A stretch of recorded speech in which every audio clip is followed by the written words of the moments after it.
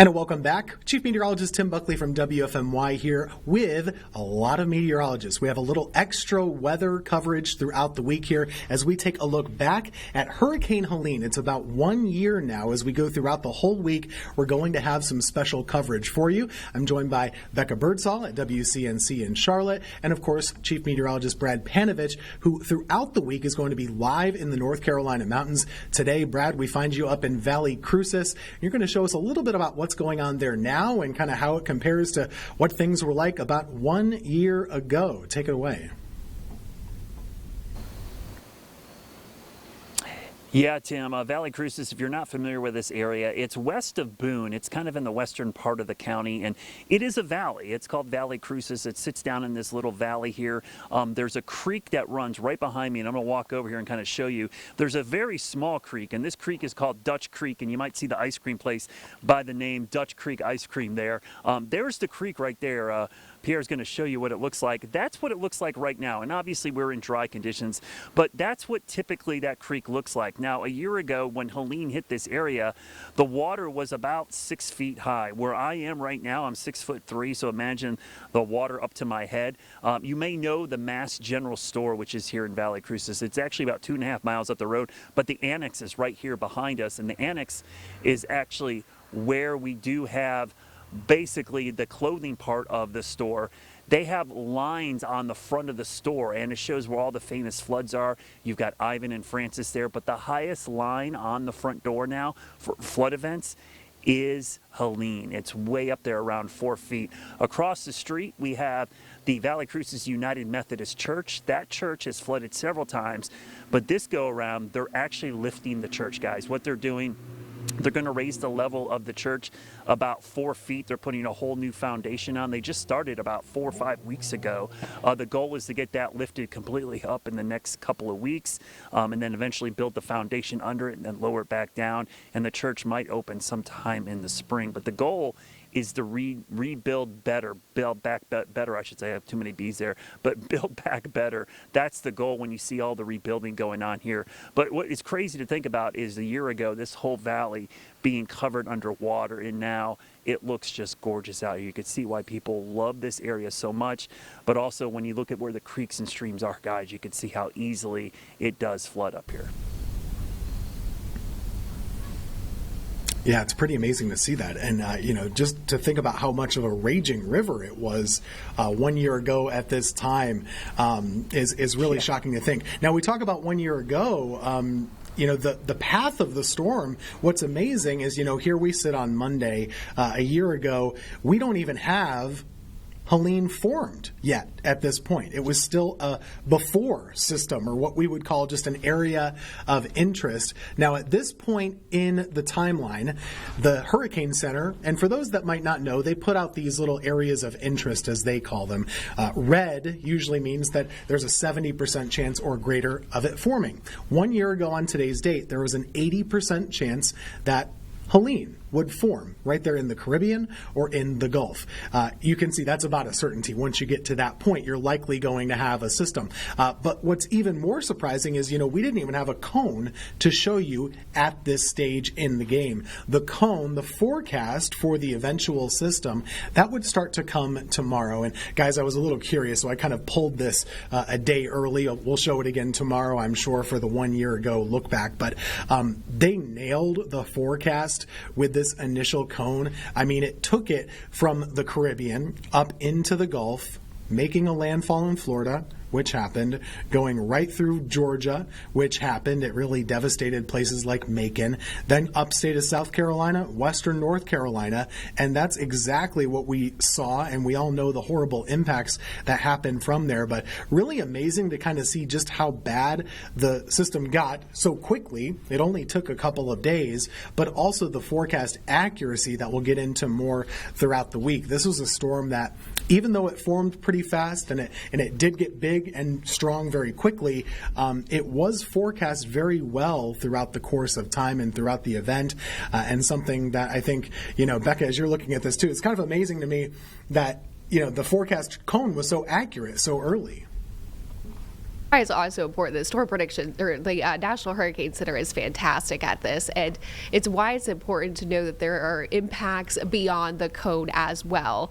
Of course, Florida got hard hit with storm surge and, of course, intense rainfall, but really the remnants of Helene and, of course, the predecessor rain event also just caused that devastating flooding as well. So a good reminder there, too. National Hurricane Center does an absolutely fantastic job, but a lot of the impacts are felt beyond the cone as well. Yeah, and it's that time of year that, we talk about so many different hurricanes. This week we're talking a whole lot about Helene. I don't think we want today to come and go, though, without talking about Charlotte's worst hurricane, which, Brad, you know so well of. Hurricane Hugo hitting. The anniversary was yesterday, but we didn't have the show to talk about it. What do you remember about Hugo? What do you hear from people about Hugo? And give us a little historical perspective on really what everyone in the Carolinas talks about decades to come.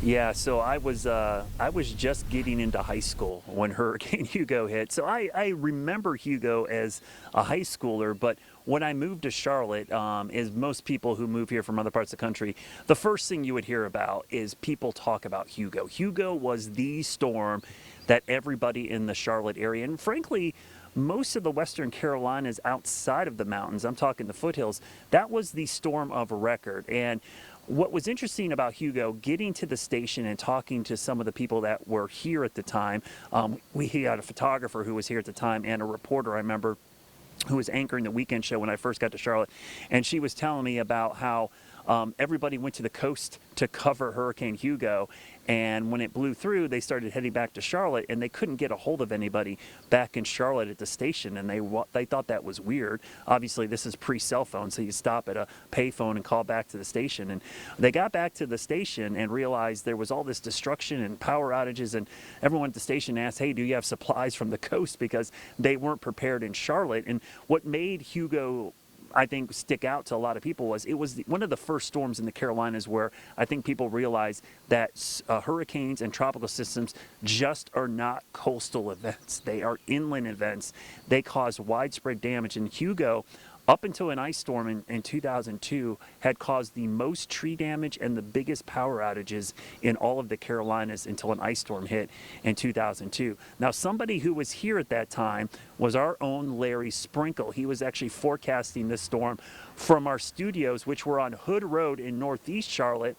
They were actually damaged heavily by Hugo, and is the reason our station is on Billy Graham Parkway today.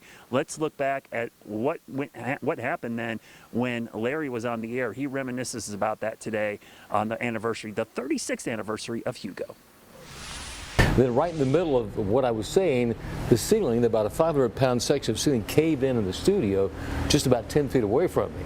Gust up to about 100 miles an hour, Shaw Air Force Base. I've been distracted because, as a lot of people are experiencing, part of our ceiling just collapsed in here. This is a very serious system that is going through Charlotte. Wow. So I thought this is the end right here. Right. And what you don't see is we don't have the part of the tape is when I go, yeah, serious system, and then I go back to you, Rick. Rick goes, Larry, we'll get back to Larry. I was on my hands and knees crawling out. This took me like 5 seconds to get out there. But yeah, this big section of the ceiling caved in.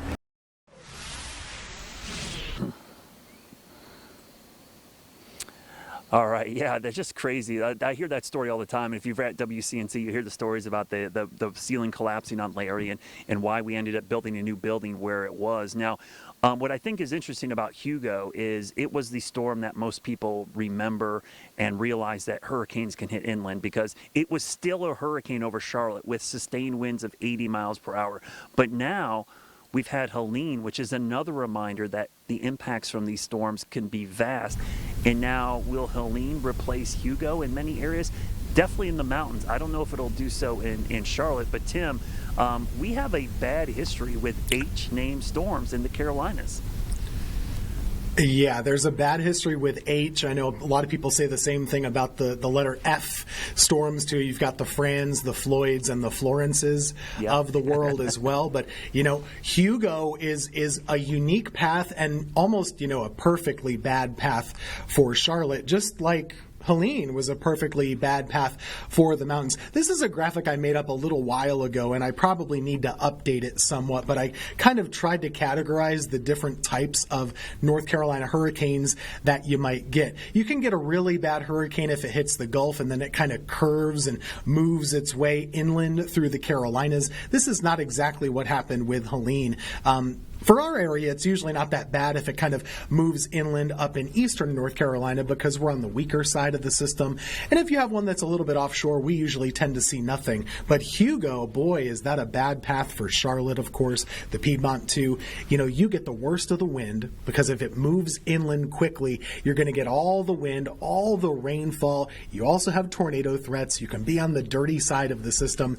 That's just a really bad place to be with a hurricane because one of the things you have to consider with a storm is how long does it have to weaken if you live inland. And Hugo was one that was really, really fast. I remember that with Michael was another storm not that long ago that hit somewhere near the Florida Panhandle, and it got here very, very quickly. Helene, another horrible storm, but a very different path and a pretty unique one, too, that it moved in pretty fast. But we had that rainfall for several days ahead of the storm. That's part of what made Helene so bad. But as Becca was talking about earlier, the impacts extended so far out from the center of the storm. That's something that I really think we need to focus on going forward. And, not just focusing on the center line, but Becca too, not just the cone even, because those impacts can extend a long way away even from the forecast cone, as you said.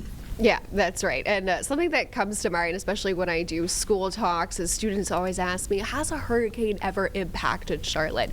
And Hugo is always the one that stands out. So yes, we get the remnants of hurricanes and tropical storms fairly often each year, but it's very rare that we see a hurricane inland, and part of the reason why was how fast moving Hugo was able to bring those hurricane force winds to the area. But Hugo and Helene, those were some of the worst tropical systems that we have seen and will go down in history. There's so much damage recorded, seeing the pictures, videos, and images, and also so many stories from that as well.